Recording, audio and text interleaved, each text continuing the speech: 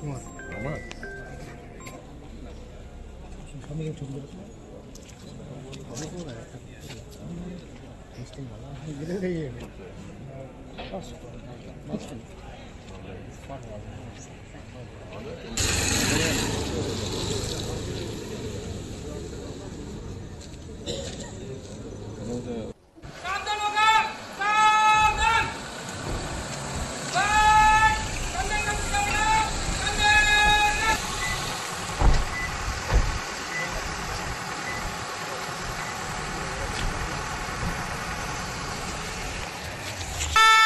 General salute सलामी देगा।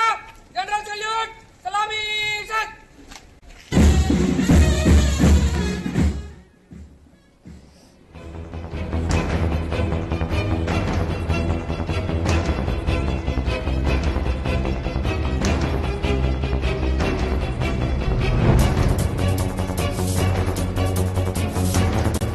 মালদার ঘটনা নিয়ে রাজ্যের মুখ্যমন্ত্রী ও রাজ্যের ডিজির মতো পার্থক্য। মালদার আবার জানাবো যে মালদার ঘটনা নিয়ে রাজ্যের মুখ্যমন্ত্রী ও রাজ্যের ডিজির মধ্যে মত পার্থক্য। তৃণমূলের প্রাক্তন সভাপতি দুলাল সরকারের খুনের ঘটনায় মুখ্যমন্ত্রী সাংবাদিক বৈঠক করে বলেছিলেন পুলিশের অপদার্থতার কারণে এই ঘটনা।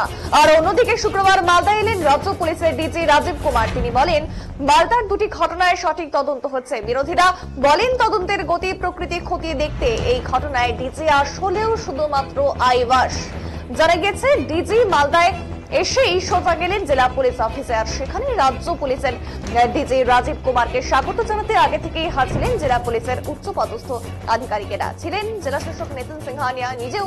আর রাজ্য পুলিশের ডিজি জেলা পুলিশ অফিসে পৌঁছতেই তাকে সদর অভ্যর্থনা জানানো হয় জেলা পুলিশের পক্ষ থেকে। উল্লেখ্য গত সপ্তাহ দুয়েকের মধ্যে মালদায় একাধিক খুনের ঘটনা ঘটে, যার মধ্যে অন্যতম খুনের ঘটনা মালদার তৃণমূল নেতা কাউন্সিলর দুলাল সরকার। তাকে দুষ্কৃতীরা প্রকাশ্য দিবালোকে গুলি করে খুন করে। এছাড়াও গত মঙ্গলবার মালদার কালিয়াচকের নওদা যদুপুরের সলেপুর মমিন পাড়ায় তৃণমূলের দুই গোষ্ঠীর সংঘর্ষ শুটআউটে এক তৃণমূল কর্মীর মৃত্যু হয়েছে। এছাড়াও সংঘর্ষে গুরুতর আহত হয়েছেন নওদা যদুপুর অঞ্চল তৃণমূলের সভাপতি বকুল শেখ ও তার ভাই তথা প্রাক্তন অঞ্চল প্রধান এসআর উদ্দিন শেখ। আর এই সংঘর্ষ এবং বাবলা সরকার খুনকাণ্ড এই দুটি ঘটনার ছবি সোশ্যাল মিডিয়ায় কিন্তু ইতিমধ্যে ভাইরাল, যা দেখে সাধারণ মানুষ আতঙ্কে শিউরে উঠেছেন। এই পরিস্থিতিতে শুক্রবার মালদায় আসেন রাজ্য পুলিশের ডিজি রাজীব কুমার। তিনি জেলা পুলিশের উচ্চপদস্থ আধিকারিকদের সঙ্গে আইন শৃঙ্খলা সংক্রান্ত বিষয় নিয়ে বৈঠক করেন বলে খবর। এরপর পুলিশ সুপার অফিসে ডেকে পাঠান প্রয়াত দুলাল সরকারের স্ত্রী চৈতালি ঘোষ সরকারকে। তার সঙ্গে দীর্ঘক্ষণ কথা বলেন। তিনি বেরিয়ে এসে কোনো মন্তব্য করেননি সাংবাদিকদের সামনে।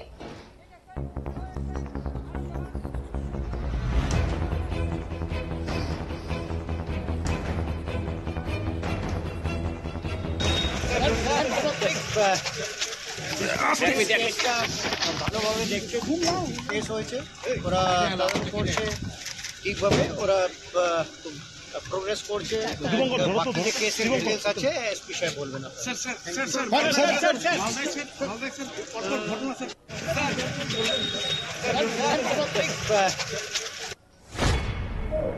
বাবলা সরকারের হত্যাকাণ্ড প্রায় 13-14 দিন হয়ে গেল।